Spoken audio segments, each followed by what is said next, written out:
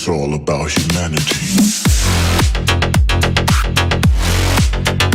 About humanity.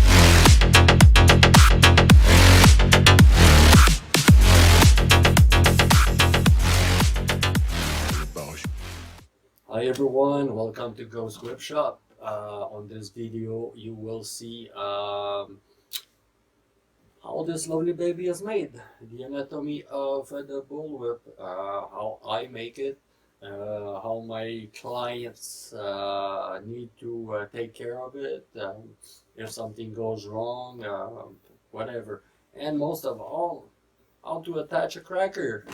Yes, because this is a hard one for some people because they don't know how to attach a cracker. They always lose it. They fall away as soon as they crack it.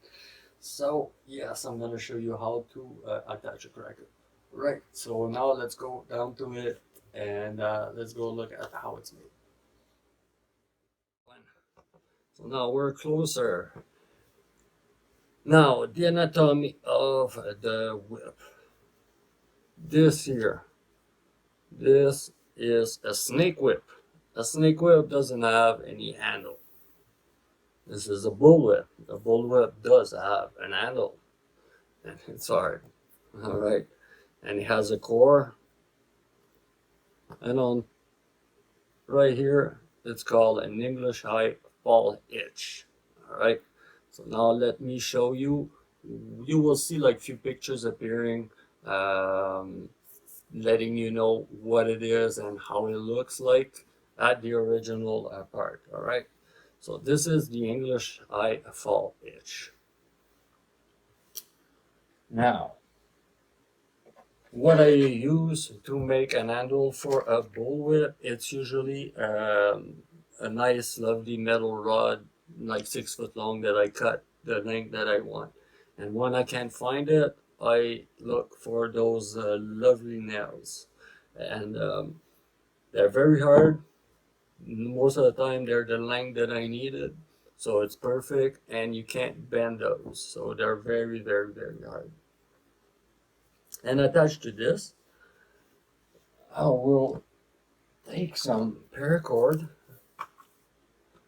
I'm gonna cut it the length that I want my bullwhip to be, well, similar to it, because I have to keep in mind that this will shrink because I'm gonna load this with, well, I'm gonna show you in a moment.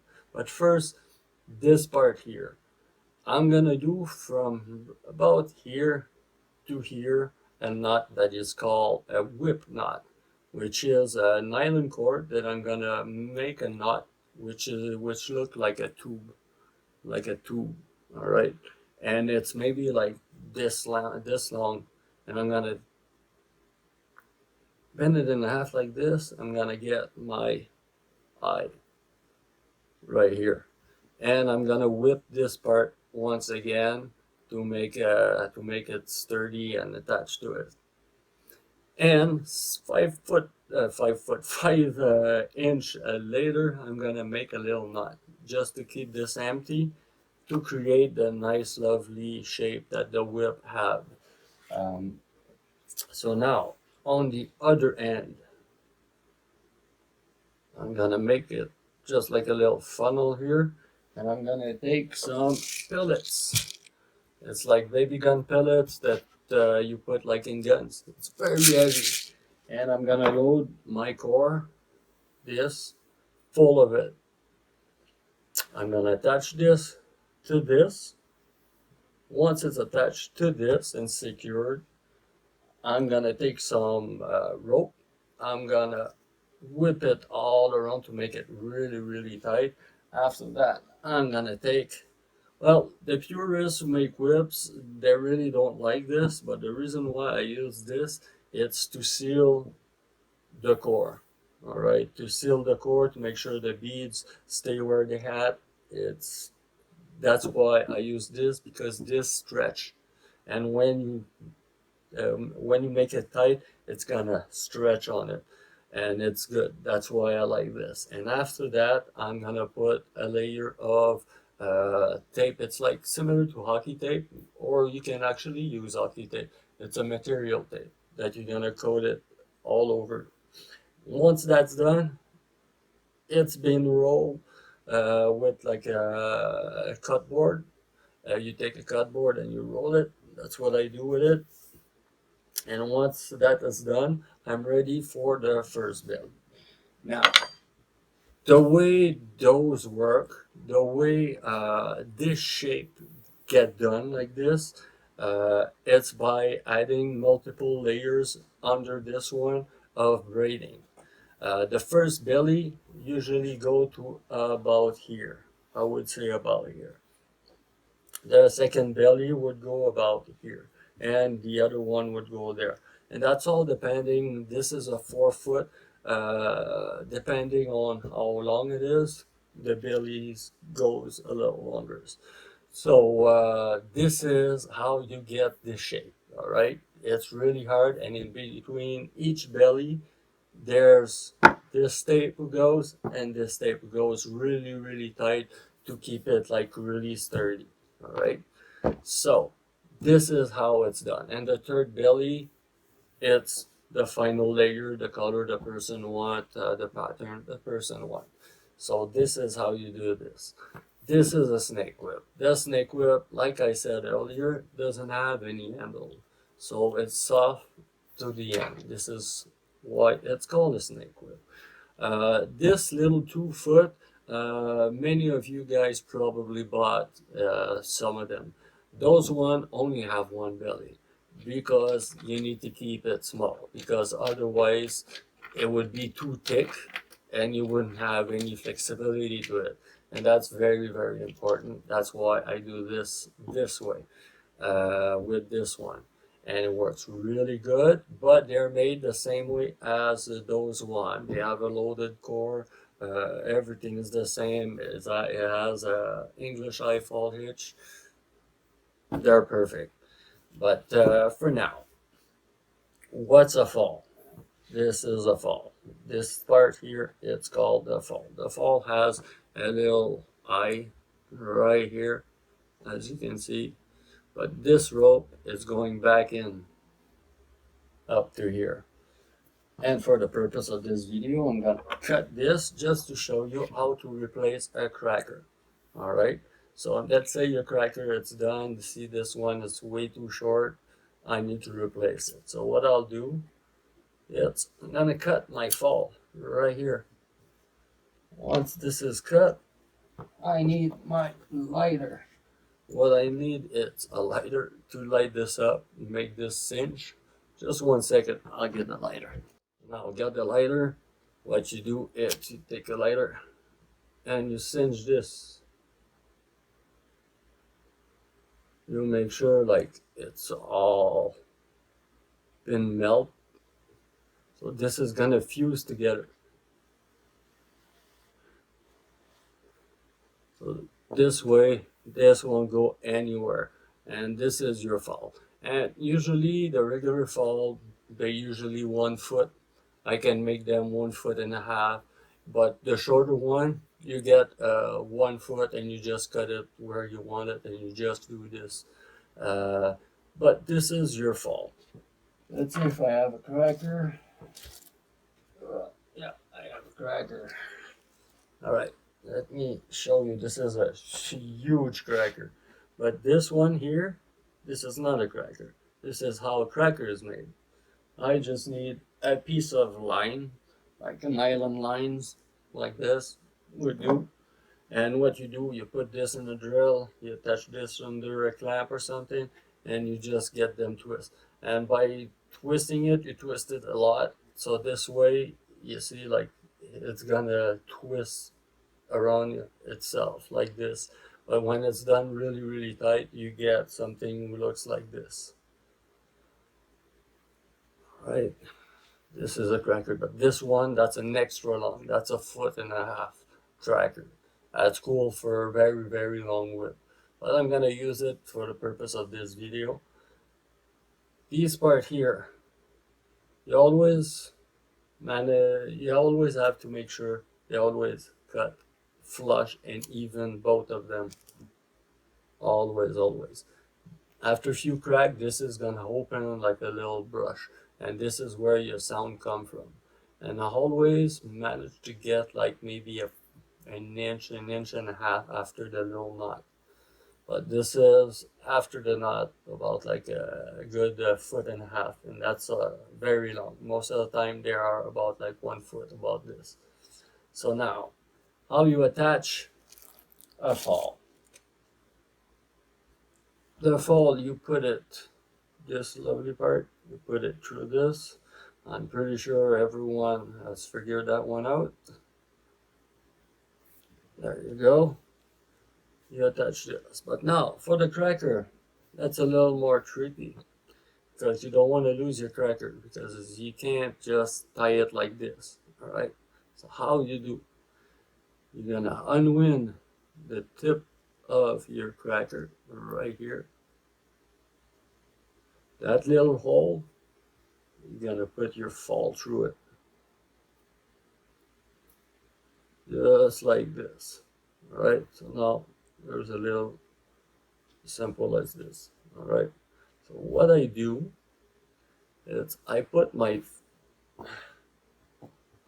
finger like this, all right, with my fall, and I take my cracker and I make 2 turns around my finger just like this. All right. After that, I remove my little finger, which gives me 2 little holes like this, and I put this through it.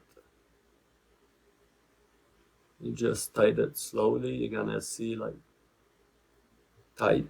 Once I get really close to the paracord, and you just pull really hard on it. You just slip it down so they're all together, and now you pull really hard on it. Now you get this. What I do is like this, and I slide it.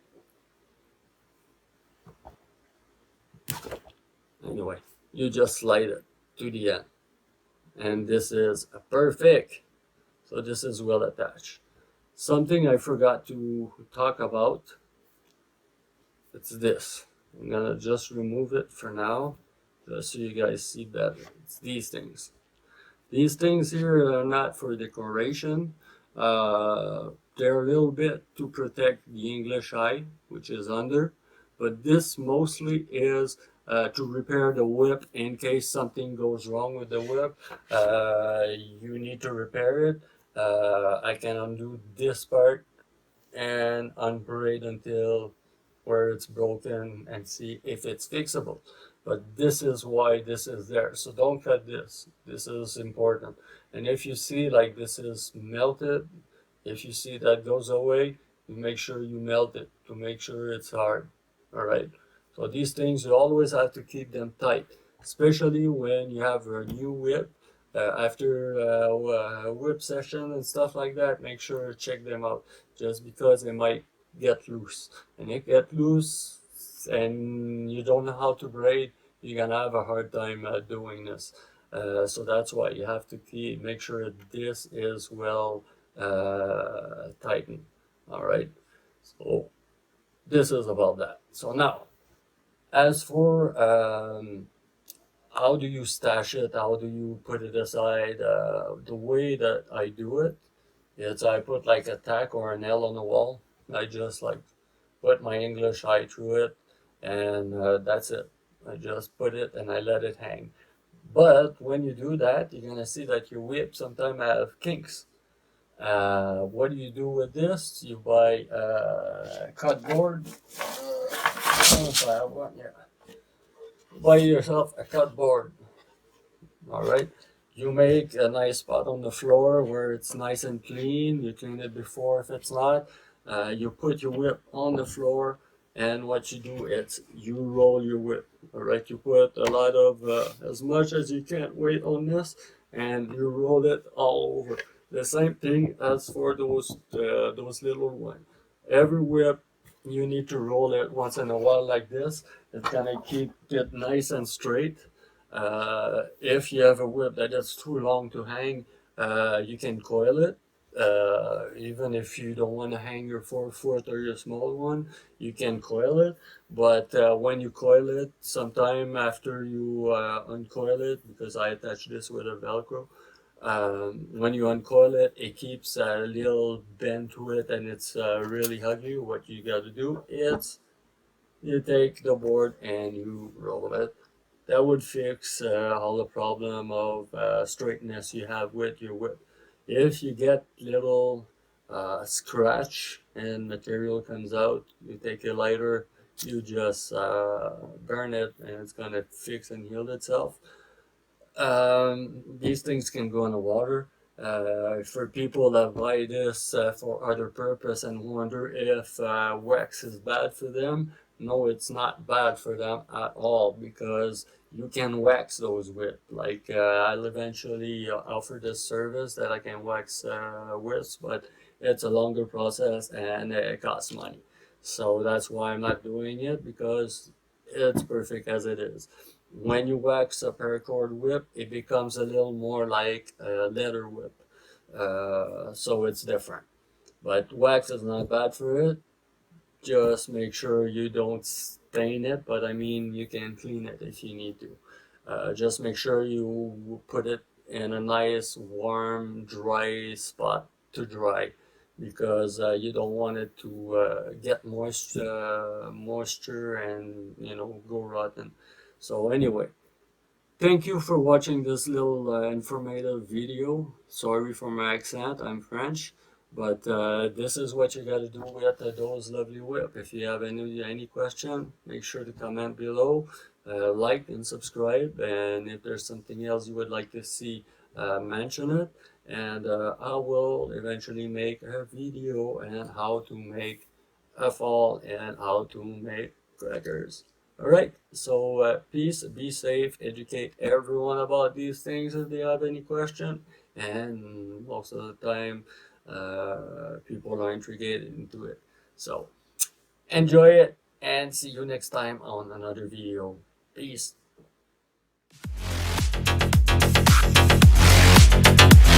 About